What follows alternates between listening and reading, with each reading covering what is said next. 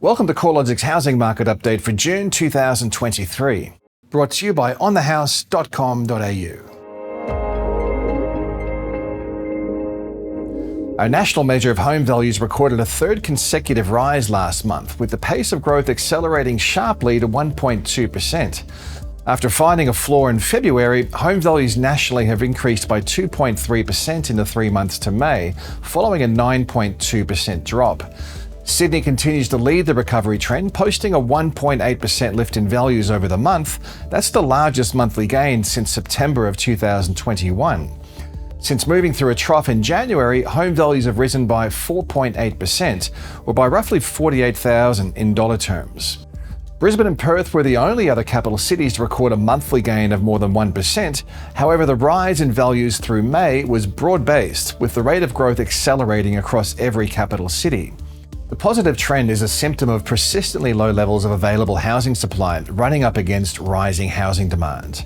Advertised listings trended lower through May, with roughly 1,800 fewer capital city homes advertised for sale relative to the end of April.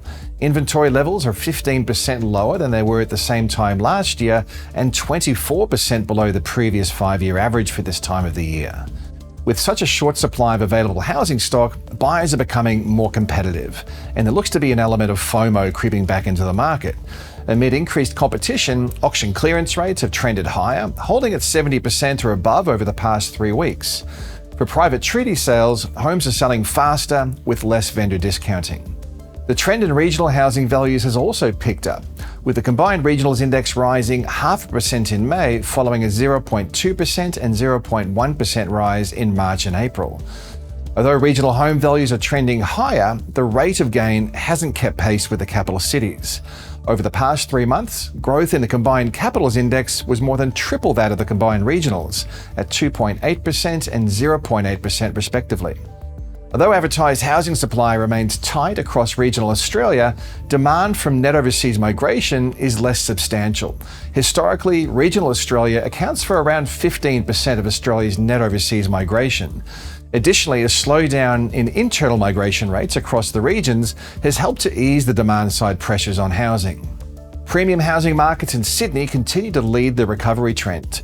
After recording a larger drop in values, Sydney's most expensive quarter of the market stands out with the highest rate of growth, gaining 5.6% over the past 3 months, compared with a 2.6% rise in the more affordable lower quartile values.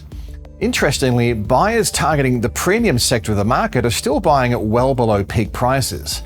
Although values across more expensive homes are rising more rapidly, at the end of May, dwelling values across Sydney's upper quartile remained almost 12% below the January 2022 peak. That's the equivalent to a saving of around $213,000 from the cyclical high. The same can be said for other housing markets. In fact, despite the recent gains, most capital city markets are still recording housing values that are well below recent peaks. Perth is the only capital city where dwelling values have returned to record highs. At the other end of the spectrum is Hobart, where values remain the lowest relative to the city's recent cyclical peak in May last year, down 12.6%. While advertised supply remains well below average, home sales have shown some subtle upwards movement, with the number of capital city dwelling sales rising over the past 3 months to be the highest level since July last year. While capital city home sales are well below the recent highs recorded in late 2021, they are roughly in line with the previous 5-year average, with the number of home sales outstripping new listings in the past 3 months. With selling conditions improving, we could see more homeowners test the marketplace. The flow of new listings is normally subdued through the winter months before trending higher into spring. It will be interesting to see if more vendors take advantage of the improving housing market conditions and look to beat the spring rush when competition to sell could be more intense. Sydney moved into a 4th straight month of growth in May, with housing values up 1.8%, following a sharp 13.8% drop in values between February last year and January this year. Home values have increased by 4.8%, adding approximately $48,000 to the median value. The number of home sales across Sydney was estimated to be 10% below the 5-year average over the 3 months ending May. Meanwhile, advertised stock levels were 17% below average, demonstrating a gap between supply and demand levels.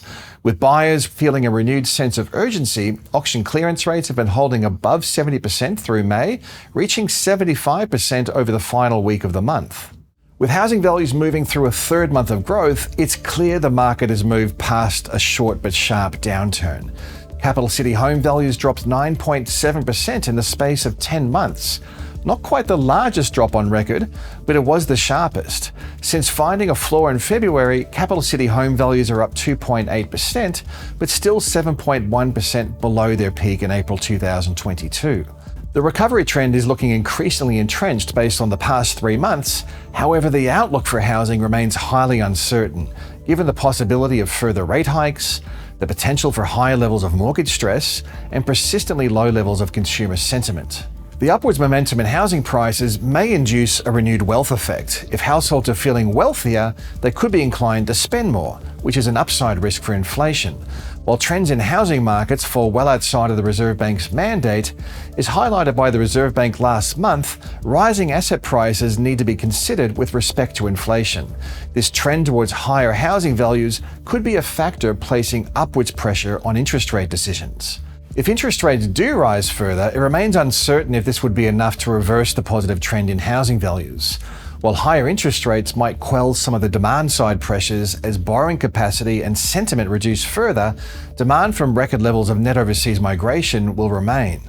With rental vacancy rates remaining close to record lows and listing numbers well below average, it's hard to see where this additional housing demand will reside without a material and immediate supply response. Another risk relates to the potential for increased mortgage stress. The coming months will see a sharp rise in the number of fixed-rate home loans reaching term. As more borrowers refinance, we should get a better understanding of how well borrowers are placed to service their debt at a substantially higher interest rate. Helping to offset these risks are tight labour market conditions and a healthy level of household savings accrued. With labour markets expected to remain tight, the risk of distressed selling should be contained. Despite rising to 3.7% in April, unemployment continues to track around generational lows, well below the pre-COVID decade average of 5.5%. Public and private sector forecasts have the unemployment rate rising, but remaining well below the decade average benchmark. The outlook for housing markets largely rests with the trajectory of interest rates. Economists are divided on the cash rate outlook, highlighting the sheer uncertainty about whether we have moved through a peak in the cash rate cycle or not. Even if the rate hiking cycle is over, the timing of a rate cut also remains highly uncertain. Once interest rates start to reduce, we could see more sustained momentum gather in housing markets. One certainty is that we will always see a great deal of interest in housing markets here in Australia. To keep up to date with all the twists and turns, you can tune into the research pages at our website, CoreLogic.com.au.